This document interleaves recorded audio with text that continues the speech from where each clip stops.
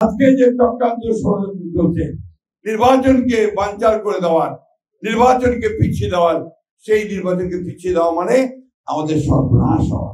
বিজলি cables এর skin coated insulation আগুন প্রতিরোধী। বিজলি কেবলস, নিরাপদ আজীবন। ওই ৭১-এ আমাদের মা বন্ধুকে অন্যায়ভাবে তাদেরকে অত্যাচার করে, নির্যাতন করে, চিন্তাহানি করে তাদেরকে হত্যা করা হয়েছিল। এই কথাগুলো তো আমরা বুঝতে পারি না। ৯টা মাস আমরা দীর্ঘকাল, সেই ৯ মাস যারা যুদ্ধ করেছি, পরিবার পরিজনের কোনো খবর নেই, কে কোথায় গেল, কত মানুষ কোথায় চলে গেছে, তাই না? তো সেই দিনটাকে ভুলে দেওয়ার চেষ্টা করলে কি ভুলে দেওয়া যাবে ভাই? যাবে কে? আমার জন্মটাকে কি আমি ভুলতে পারি? ওইটা মাথার মধ্যে রাখেন। আজকে সুপরিকল্পিত হবে একটি চক্র, একটি মহল, যারা ১৯৭১ সালে পাকিস্তান হানাদার বাহিনীর সঙ্গে যোগ সাজেশ করে এই দেশের মুক্তিযোদ্ধাদের হত্যা করেছিল, তার পরিবারদের হত্যা করেছিল, তাদের মেয়েদেরকে তুলে দিয়েছিল খান বাহিনীর হাতে। তাদের সঙ্গে এই দেশের মানুষ আপোষ করতে পারে নাকি ভাই? এই কথাগুলো বলতাম না, বলি না, কিন্তু তারপরে বলতে হচ্ছে এই কারণে এরা আজকে দেশটাকে গিলে খাওয়ার চেষ্টা করতেছে, গ্রাস করার চেষ্টা করতেছে। আমাদের ধর্মপ্রাণ মুসলমান ভাইদের ধর্মীয় অনুভূতিকে বিক্রি করে তারা ওই কাজগুলো করতে চাচ্ছে। আমরা সেটা হতে দিতে পারি না। আজকে আমাদের রুখে দাঁড়াতে হবে। আমাদেরকে আমাদের যে মুক্তিযুদ্ধের যে চেতনা, সেই চেতনাকে সামনে আনতে হবে। তো আমরা এই দেশের মানুষ, আমরা লড়াই করেছি, সংগ্রামী যুদ্ধ করেছি, করে আমরা ৭১ সালে আমাদের দেশকে স্বাধীন করেছি।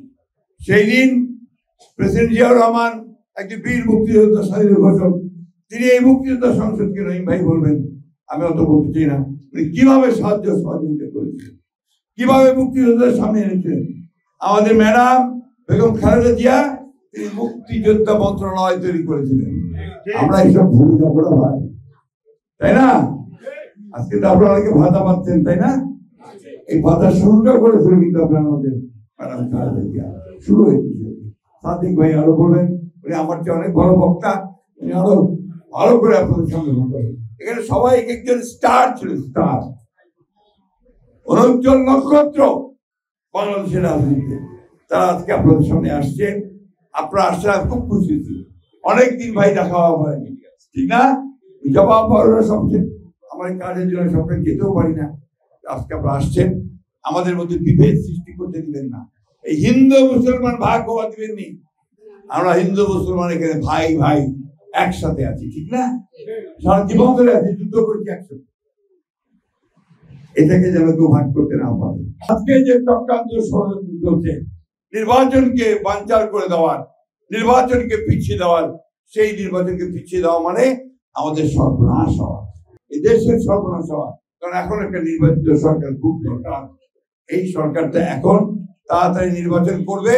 আমরা চাই যে অন্তর্বর্তীকালীন সরকার আমরা সম্মান করি, শ্রদ্ধা করি, অতি দ্রুত আর কোনো কাল বিলম্ব না করে নির্বাচনের তফসিল ঘোষণার ব্যবস্থা করবেন, বিদেশে একটি নির্বাচিত সরকার প্রতিষ্ঠা করবেন। এটাই হচ্ছে আমাদের চাওয়া।